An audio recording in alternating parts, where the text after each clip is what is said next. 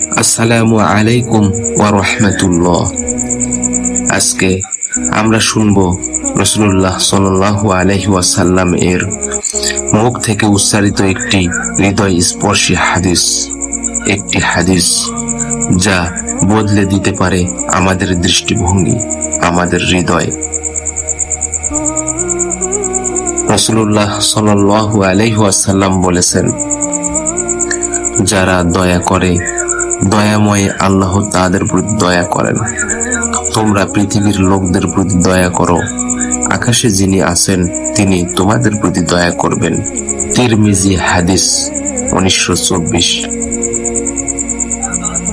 এই হাদিসে রাসূলুল্লাহ সাল্লাল্লাহু আলাইহি ওয়াসাল্লাম আমাদের শিখিয়েছেন দয়া, মমতা, সহানুভূতি এগুলো শুধু মানবিক গুণ নয়, বরং ঈমানের প্রতিফলন।